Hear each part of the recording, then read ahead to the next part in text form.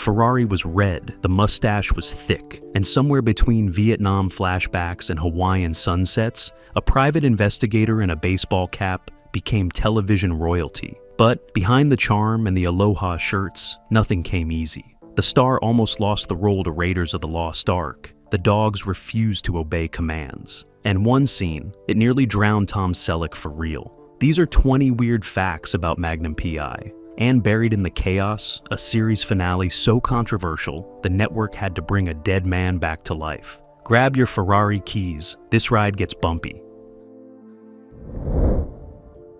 Number 20. Selleck. Almost a roll to his own mustache. Tom Selleck. Well, the director said, maybe you ought to play this guy without a mustache. I said, sure, I was born that way, and I do. See, I read a letter that Tobin wrote to the Washington Post in case you got him before he got you. And then walked into the audition room with confidence, charisma, and a thick mustache that had become part of his identity. The network executives loved everything about him: his height, his voice, his presence, the way he could shift from charming to serious in a single beat. But they had one problem: the mustache had to go. They told him it looked too 70s, too dated, too distracting. This was 90, and they wanted a clean-cut leading man for their new detective series. Selleck didn't argue. He didn't raise his voice. He just said, no.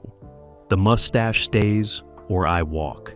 CBS executives went silent. They huddled in corners, made calls, debated for hours. The producer, Glenn Larson, fought hard for Selleck. He understood that the mustache wasn't just facial hair.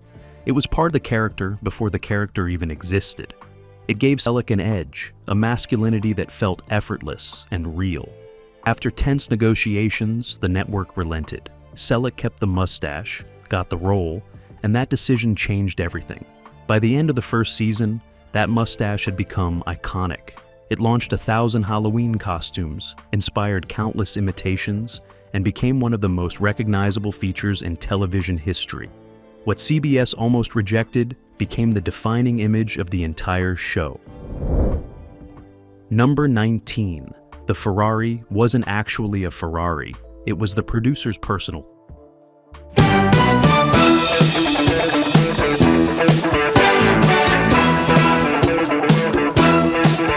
to the police, they said that's a no-no to leave your keys in the ignition. Car. Everyone remembers the Ferrari, that sleek red 308 GTS tearing down Hawaiian coastal roads, top down, engine roaring, pure automotive poetry in motion. It looked like a network prop, a carefully selected studio vehicle insured and maintained by a team of professionals. But it wasn't. The Ferrari belonged to Glenn Larson himself, the show's creator and producer. He didn't loan it to the production. He didn't lease for a fee. He just handed over the keys and said, use it. The network loved the visual but panicked at the liability. What happens if it crashes? What if an actor wrecks it during a hunt? What if it gets stolen on location? Insurance companies refused to cover it under standard production policies, so every single episode required separate negotiation, custom coverage, and fingers crossed that nothing would go wrong, and things almost did. During a chase scene in Season 2, a Hawaii stunt driver misjudged a turn and scraped the entire passenger side against a guardrail. The paint job alone cost more than some actors made per episode. Larson didn't complain. He just had it fixed and sent it back to set. That Ferrari wasn't product placement. It wasn't a sponsorship deal. It was one man's personal vehicle that became the second most recognizable star of the show. Every time it appeared on screen, the production team held their breath and hoped it would make it back to the garage in one piece. Number 18. Selleck was contractually trapped during Raiders casting. Look, I did what I did. I don't expect you to be happy about it. But maybe it can do us both some good. Why start Just now? shut up!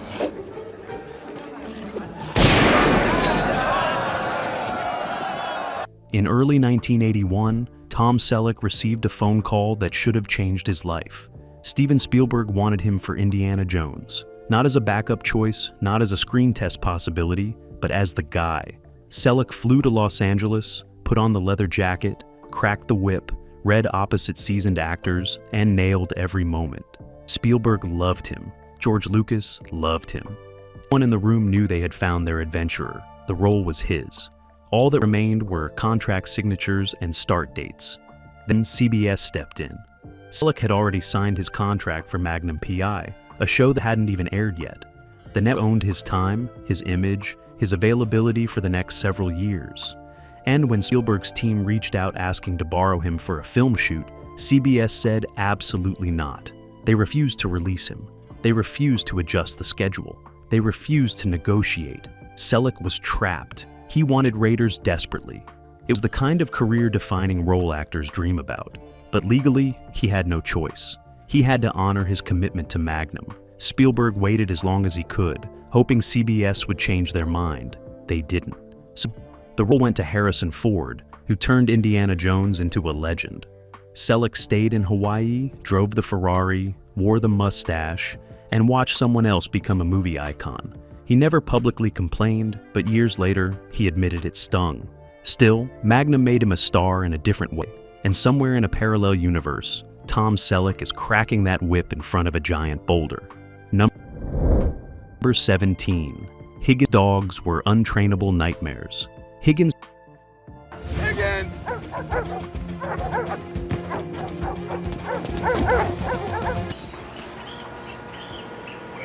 Morning, my beauties.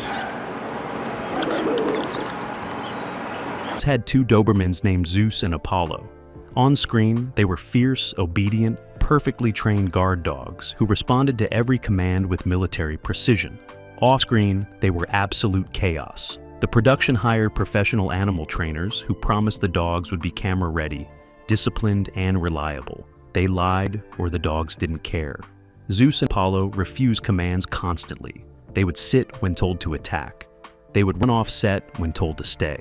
During one exterior shoot at the estate, both dogs bolted mid-scene and didn't return for 40 minutes. Crew members had to search the property while John Hillerman stood there in character, waiting. The trainers called them the most difficult animals they had ever worked with in television. It got worse. In season 3, during a tense confrontation scene, Apollo chewed through a camera cable while Zeus knocked over a lighting rig. The damage cost thousands of dollars and delayed production for an entire day. Producers considered replacing the dogs with better trained doubles, but audiences had already fallen in love with Zeus and Apollo. So they kept them, adjusted shooting schedules around their unpredictability, and learned to film scenes in shorter bursts. Treats were handed out constantly. Handlers stayed just off camera, and every time the dogs actually followed a command, the crew celebrated like they had won an award. Behind the menace and the growls were two animals who just wanted to play, and somehow that made the whole thing work. Number 16. The theme song was written in one night.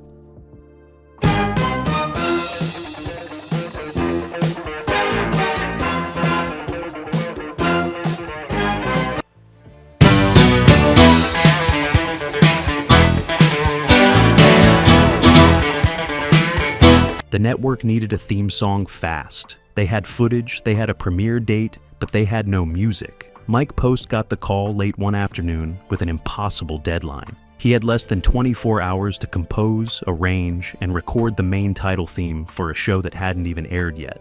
Most composers would have panicked or asked for an extension. Post went straight to the studio. He sat at the keyboard alone, played around with melodies, thought about Hawaii, sunshine, adventure, and that red Ferrari cutting through blue skies. Then he found it. A synth line that sounded like motion, like freedom, like the 80s distilled into pure sound. He layered it with percussion, added bass, built it into something that felt both relaxed and urgent. By the next morning, he had a finished track. The network listened once, nodded, and sent it straight to the editing bay. No notes, no changes, no second guessing. That one-night session produced one of the most recognizable television themes ever created. It defined the show before a single episode aired. It became synonymous with Tom Selleck, Hawaiian shirts, and everything Magnum represented. Post would go on to compose themes for dozens of shows, but this one, created under impossible pressure in a single evening, remained one of his most enduring. Proof that sometimes the best work comes when there is no time to overthink it. Number 15. Magnum's voiceovers were added in post-production. If I found bottles of diuretics on Sidney Dollinger's nightstand, he was going to end up being more than just senile. Me? I live here too. So why am I breaking in? Well, I made a deal with Robin to run a series of security checks in exchange. Tom Selleck's voice is everywhere in Magnum P.I. His internal monologues guide the audience through cases, reveal his thoughts, add humor and depth to scenes that would otherwise play in silence. But almost none of it was recorded during actual filming. Selleck delivered his lines on set, performed his scenes, interacted with actors, but those voiceovers, they came later, much later. Months after filming wrapped, Selleck would sit in a darkened recording booth, watching footage of himself on screen. He would study his own face, his own movements, and then improvise narration that matched the moment. Sometimes he followed the Igehor script, often he didn't. He would add jokes the writers never wrote, observations that felt spontaneous and real, commentary that made Magnum feel like a friend talking directly to the viewer. Directors loved it because it gave scenes new life. Editors loved it because it covered gaps and transitions. Writers were sometimes surprised to hear their episodes transformed by lines that never appeared in the original drafts. But it worked. That casual conversational tone became one of the show's trademarks. Viewers felt like they were inside Magnum's head, riding along with him, sharing his confusion and his victories. And the secret was that Selleck created most of that intimacy in post-production, alone in a booth, talking to a screen. The performance happened twice, once on location in Hawaii under the sun, and once again in a studio where Selleck turned footage into friendship. Number 14. The Hawaiian shirt collection cost more than the scripts.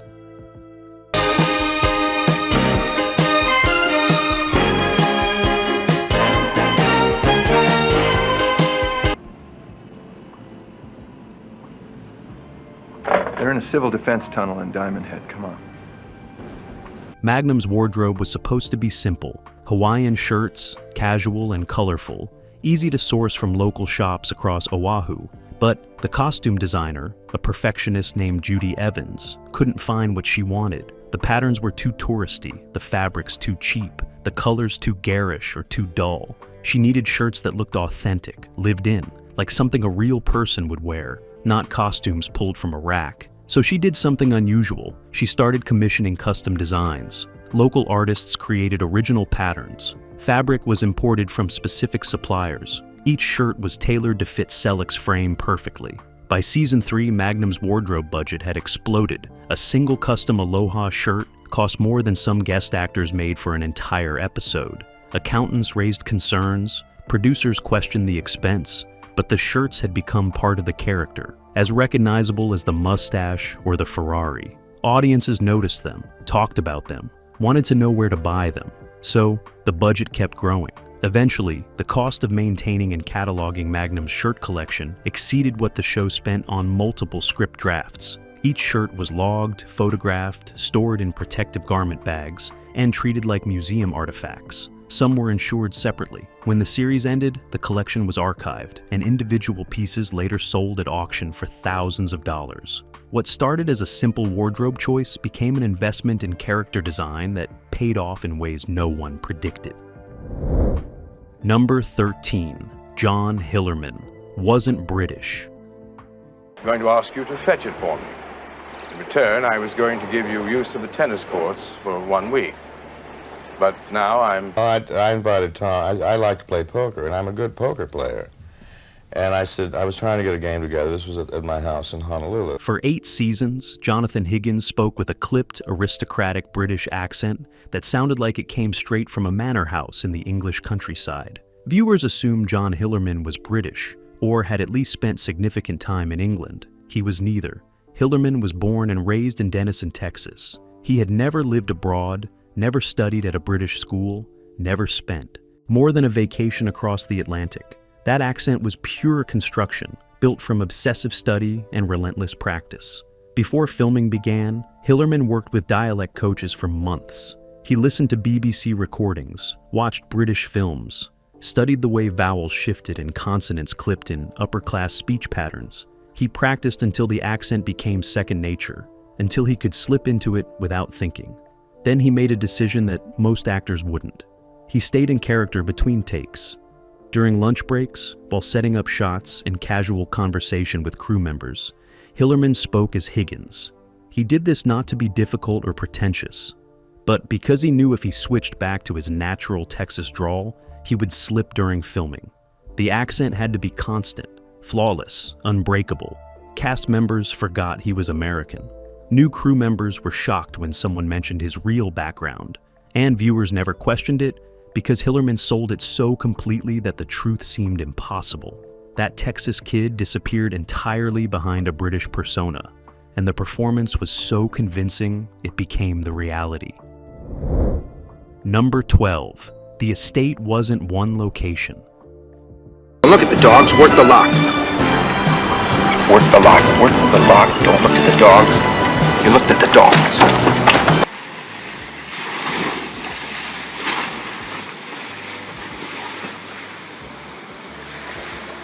Robin's Nest looked like a single sprawling estate, a beachfront paradise where Magnum lived, Higgins managed, and adventures began. The grand entrance, the luxurious interior rooms, the private beach, they all seemed to exist in one seamless location. But it was an illusion. The estate was actually 3 completely different properties stitched together through careful editing and clever camera work. The exterior shots, those sweeping views of the main house with its distinctive architecture, were filmed at a private estate on the southeastern coast of Oahu. The interior scenes, the living room where Magnum and Higgins argued, the study where cases were planned, were shot on a soundstage back in Los Angeles, rebuilt to match the exterior dimensions. And the beach, that pristine stretch of sand where Magnum ran, swam, and contemplated life, that was a third location entirely, miles away from the main house. The continuity team worked overtime to make sure everything matched. Furniture placement, lighting angles, background details, all had to align perfectly so viewers never noticed the seams. And they didn't. For 8 seasons, audiences believed Robin's Nest was real, a single location they could visit if they ever made it to Hawaii. The illusion held because the team refused to let it slip. Every transition was planned, every cut deliberate. What looked effortless on screen required meticulous coordination behind the scenes. 3 locations, 1 estate, and nobody ever knew the difference. Number 11. Larry Manetti brought real mob connections to set. What's so funny? You mean to tell me a nun gave you that shiner? She thought I was trying to steal her car. They hit all the buttons. And I don't think you're ever going to see a classic TV show like... Larry Manetti played Rick, the smooth-talking club owner with connections to people you didn't ask too many questions about. He brought an authenticity to the role that writers noticed immediately. His mannerisms, his phrasing, the way he carried himself around shady characters. It all felt lived in and real. That's because it was. Manetti grew up on the south side of Chicago, in neighborhoods where organized crime wasn't something you saw in movies. It was something you saw at the corner store, at family gatherings, in restaurants where certain men sat at certain tables, and everyone knew not to stare. He didn't participate, but he observed. He watched how they talked, how they moved, the unspoken rules that governed their world. When he got the role of Rick, he pulled from those memories. Some of his improvisations made writers nervous. A gesture here, a phrase there. Moments that felt a little too real for a network television comedy drama. But directors kept them because they added weight. They made Rick feel like more than a sidekick. He became a man with a past, with connections, with secrets he would never fully share. Manetti never named names or told specific stories publicly, but cast members knew. Selleck once said in an interview that Manetti brought something to set that couldn't be taught or faked, a knowledge of a world most people only pretended to understand, and that authenticity made Rick one of the most believable characters on the show. Number 10. Selleck did his own stunts and nearly drowned.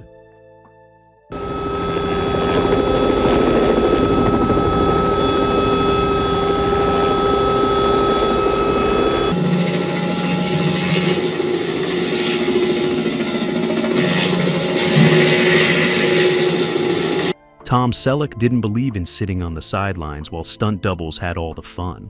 He insisted on doing as much of his own action work as possible. And the producers let him, because it added authenticity to every chase, every fight, every dangerous moment. But during a Season 2 helicopter rescue sequence filmed over open ocean, that decision almost turned fatal. The scene called for Magnum to be lifted from rough waters by a hovering chopper, while waves crashed around him. Selleck strapped into the harness, gave a thumbs up, and dropped into the Pacific.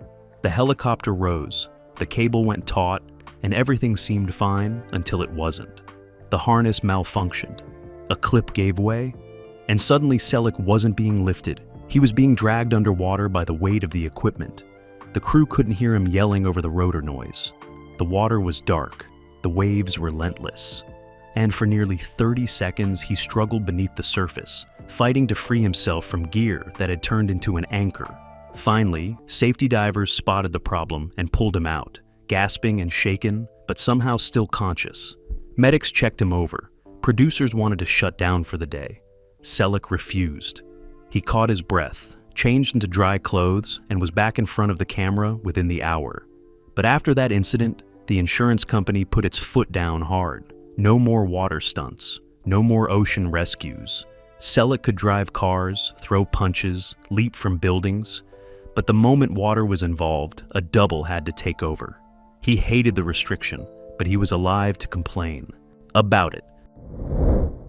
Number 9. The show was supposed to be darker and grittier.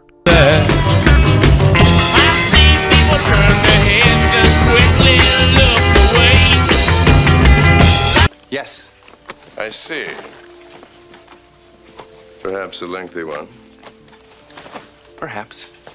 When Glenn Larson first pitched Magnum P.I. to the network, it looked nothing like the show that eventually made it to air.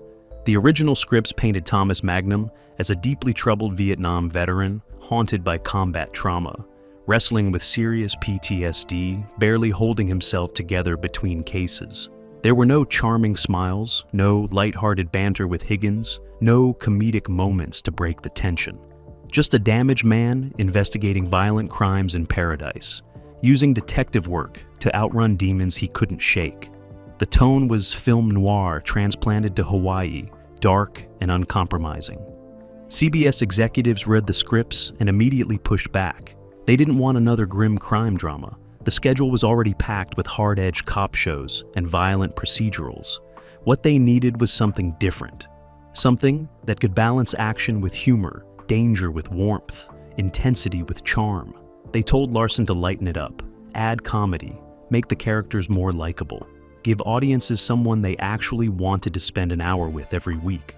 Larson resisted at first, convinced the network was, but eventually he compromised, bringing in writers who understood how to blend tones, how to let Magnum be haunted without being unbearable, how to acknowledge the darkness while still leaving room for joy. The result was a show that could shift from a tense shootout to a poolside argument with Higgins without feeling jarring. It became the perfect balance, but that balance almost didn't happen. One more studio meeting, one more push from executives who wanted easy entertainment, and Magnum P.I. would have drowned in its own shadows before it ever found the light. Number 8. Roger E. Mosley flew the helicopter for real. Billy, do you read me over? 10-4, what you doing in my turf, TC? Cutting in on my business? Business? You call that gigolo service? I'm trying, baby, I'm trying.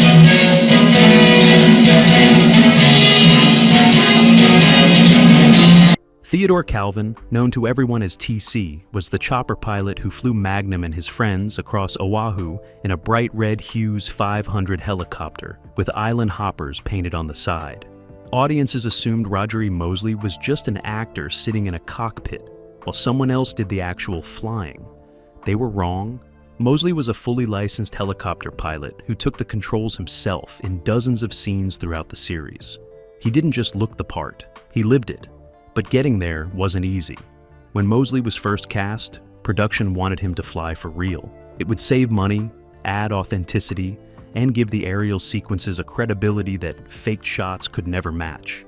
The company that covered the show's liability took one look at the plan and said absolutely not. They refused to insure an actor flying a helicopter with other cast members and expensive camera equipment on board. Too risky, too dangerous, too many variables that could go catastrophically wrong. So, for the first several episodes, a professional stunt pilot handled all the flying, while Mosley sat in the passenger seat or on the ground. But Mosley kept pushing. He argued, he negotiated, he proved his skills in test flights, and eventually the insurance company relented under strict conditions. Limited altitude, specific flight paths, emergency protocols, and a stunt coordinator on standby for every aerial shoot. Once cleared, Mosley took over. He flew the chopper through valleys, over beaches, into tight landing zones, all while cameras rolled and directors held their breath. Cast members admitted it was terrifying at first, but Mosley's skill won them over. That wasn't acting. That was a pilot who happened to be on a TV show, and it made every flight sequence in Magnum PI feel completely real. Number 7. The Vietnam flashbacks used real veterans.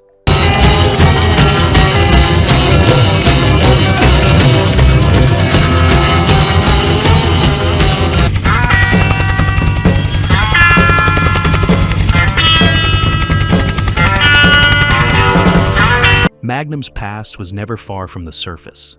The show frequently flashed back to his time in Vietnam, showing moments with his friend Mac, the trauma of combat, the bonds forged under fire.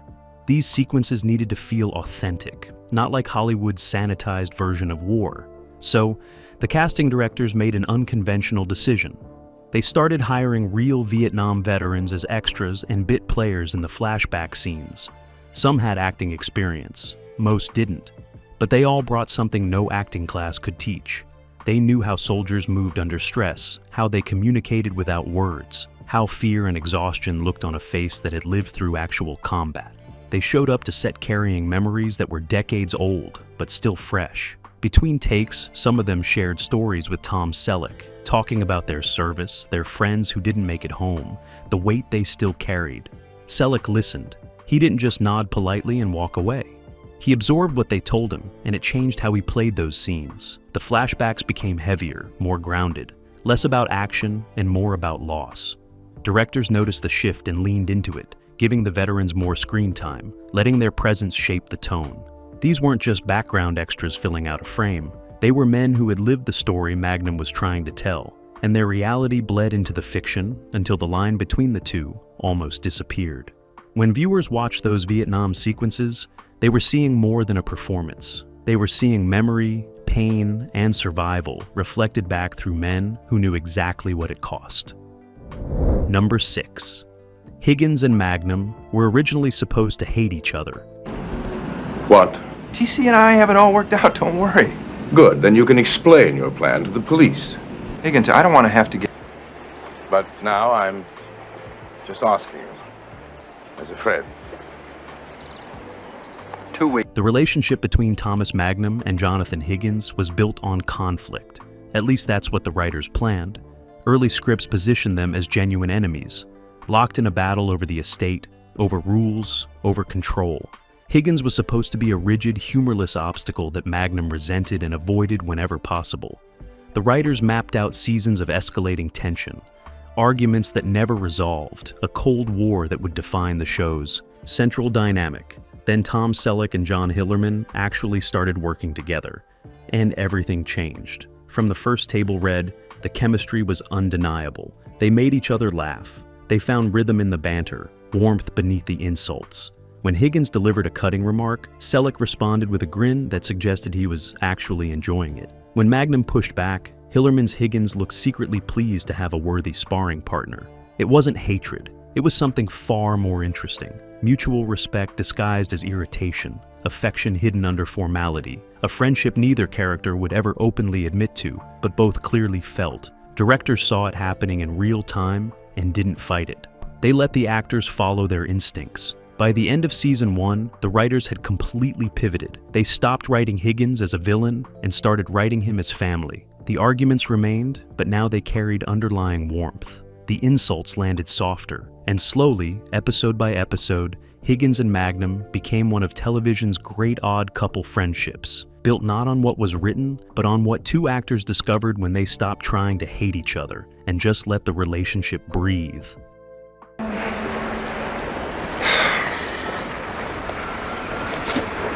I'm sorry. Well, that's all well and good, Mr. Kane, but somebody took a shot at me. Number 5, the baseball cap, was Tom Selleck's personal property. Every detective has a signature look. Columbo had his rumpled coat. Kojak had his lollipop. Thomas Magnum had a Detroit Tigers baseball cap that became as iconic as the man wearing it. That cap appeared in hundreds of episodes, survived chases, gunfights, ocean swims, and 8 seasons of Hawaiian Sun. Wardrobe departments tried multiple times to replace it with fresh, clean versions that would photograph better and maintain continuity. Selleck refused every single attempt. The cap wasn't a costume piece selected by a designer. It was his. He had owned it for years before Magnum even existed, worn it until the brim curved naturally to his head, broken it in through countless games, road trips, and lazy afternoons. It had sweat stains, faded patches, frayed edges. To wardrobe, it looked like something that should have been retired seasons ago. To Selleck, it looked real. He told the costume department that Magnum wouldn't wear a brand new perfectly shaped hat. He would wear something lived in, something with history, something that looked like it had been through as much as the man wearing it. So they backed off and let him keep using the original. That beat-up Detroit Tigers cap stayed on his head through the entire run of the show, never replaced, never upgraded. When the series finally ended, Selleck took it home, tucked it into a drawer, and kept it as a reminder of the character who made him a star. Because some props are just props. But that cap, worn thin and faded, was part of the man.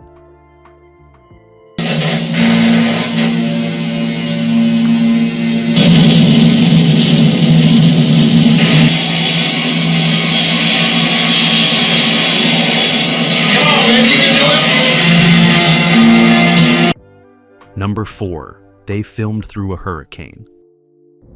Most productions shut down when the weather turns dangerous. Crew safety comes. First, equipment gets protected, filming stops until conditions improve. But during season 4 of Magnum P.I., when Hurricane Iwa slammed into Hawaii with winds exceeding 90 miles per hour, the production made a different choice. They kept rolling. The storm hit in late November of 1982, one of the most powerful hurricanes to strike the Hawaiian Islands in decades. Trees snapped like toothpicks, power lines collapsed, roofs peeled away from buildings. The island went dark. Emergency services scrambled, and somewhere in the middle of that chaos, a television crew decided to capture it all on film. Directors saw an opportunity they would never get again. Real wind, real rain, real danger translated into footage that no studio backlot could ever replicate. They sent camera operators out with weather-sealed equipment, positioned them in semi-protected locations, and filmed the storm as it tore through Oahu. Palm trees bent sideways under the force. Ocean waves crashed over seawalls. Debris flew through frame like shrapnel. The footage was spectacular and terrifying in equal measure. Then they wrote it into the episode, incorporating the hurricane as a plot element rather than working around it. Magnum and TC battled through the storm, and every moment looked authentic because it was. The crew called it the most dangerous shoot in the entire run of the series. Equipment was damaged, schedules were destroyed, and everyone came away with stories they would tell for decades. But the gamble paid off. The hurricane episode became one of the most visually stunning pieces of television the show ever produced. When viewers watched Magnum struggle against those winds, they weren't watching special effects or movie magic. They were watching a man fighting a real storm that had just devastated an island. And that authenticity, dangerous as it was to capture, made the episode unforgettable. Number 3. The series finale killed Magnum, then brought him back. If I am dead, how come I don't feel like it? How come I feel like staying and fighting this? Record the time of death. 11:05.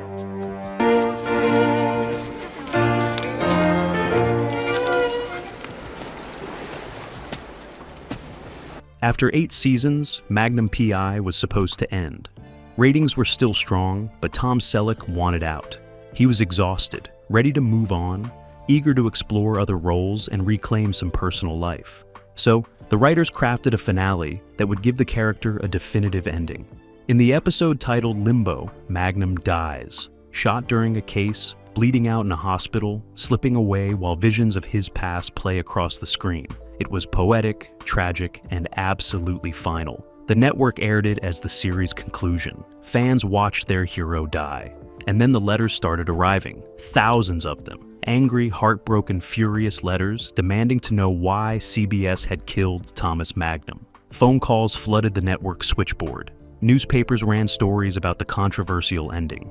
Fan clubs organized protests. The backlash was immediate, sustained, and impossible to ignore. CBS panicked. They had already announced the show was over, but now they were facing a public relations disaster. So they did something almost unprecedented. They ordered 2 more seasons and demanded the writers undo Magnum's death. The creative team was furious. They had written what they believed was a perfect ending, and now they had to retcon it, cheapen it, explain it away like it never mattered. When Season 8 premiered, the opening episode revealed that Magnum hadn't actually died. He had experienced a near-death vision, a limbo state between life and death, but ultimately survived. It was awkward, clumsy, and felt forced because it was. The writers did their best to make it work, but everyone knew the truth. Magnum P.I. had ended, then been resurrected not because the story demanded it, but because the audience refused to let go. Number 2.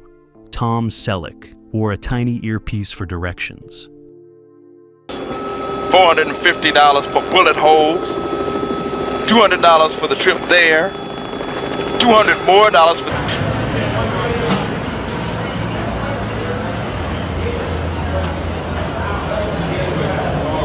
Tom Selleck made acting look effortless. He delivered lines with perfect timing, hit emotional beats with precision, moved through scenes like he had lived them a dozen times before. What audiences didn't know was that sometimes he was getting help. A tiny earpiece hidden in his ear, invisible to cameras, fed him cues during certain takes. It wasn't because Selleck couldn't act or didn't care about the work. It was a practical solution to an impossible schedule. Between filming episodes, doing voiceover work in post-production, and fulfilling promotional obligations, Selleck barely had time to sleep, let alone memorize every line of dialogue for complex scenes. So, directors came up with a system. During particularly dialogue-heavy sequences or scenes that required specific technical phrasing, an assistant director would sit off camera with a script and feed Selleck his lines through a wireless earpiece. He would listen, pause naturally as if thinking, then deliver the line exactly as written. The pauses became part of his performance style, moments of contemplation that made Magnum feel thoughtful and deliberate. Viewers interpreted those beats as character choices, evidence of Magnum working through a problem or considering his next move. And in a way they were. Selleck was processing information and turning it into performance in real time. The technique wasn't used constantly, just when schedules got too tight or rewrites happened too late for proper rehearsal. But it worked seamlessly because Selleck had the skill to make fed lines sound spontaneous and natural. Critics praised his understated delivery, his ability to make every word feel genuine, and all the while, a tiny voice in his ear was whispering what came next. Number 1. The show launched because of a writer's strike. At your post, lads! More or we'll stop writing. That's the message entertainment writers are sending Hollywood studios. The Writers Guild of America has authorized a strike if Magnum P.I. wasn't supposed to exist. Not in 1980, not with that cast, not with that premise. CBS had their fall schedule locked, their shows ordered, their advertising sold. Then the Writers Guild of America went on strike and everything collapsed. Productions shut down across Hollywood. Scripts stopped flowing. Shows that were supposed to premiere got delayed indefinitely. Networks scrambled to fill massive holes in their programming schedules with whatever content they could find that didn't require striking writers. CBS looked at their options and realized they needed something they could produce quickly, somewhere production could continue even if the strike dragged on for months. Hawaii became the answer. The islands had crews, locations, infrastructure, and enough distance from Hollywood that work could proceed without the same level of union pressure. Glenn Larson had been developing the Magnum concept as a potential mid-season replacement. Nothing urgent, just an idea he was tinkering with between other projects.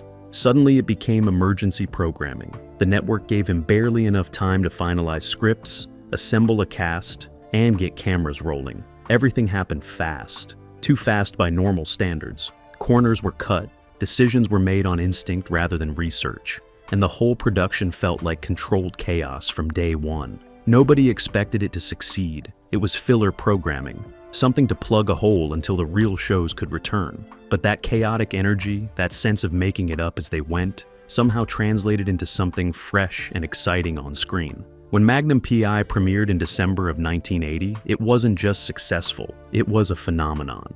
What started as a desperate response to a labor dispute became one of the most beloved detective shows in television history. 8 seasons, 162 episodes, and a legacy that outlasted dozens of shows that had proper planning and full network support. Sometimes the best things happen by accident, and Magnum P.I., born from a strike, built in a hurry, launched without expectations, proved that chaos can create magic if you just keep the cameras rolling. Magnum P.I. wasn't built on careful planning. It was built on chaos, accidents, and one iconic mustache the network almost rejected. From hurricanes to helicopters, from a Ferrari that wasn't insured to a finale that had to be undone, this show broke every rule and somehow became legendary. Because in television history, sometimes the messiest productions create the most unforgettable shows.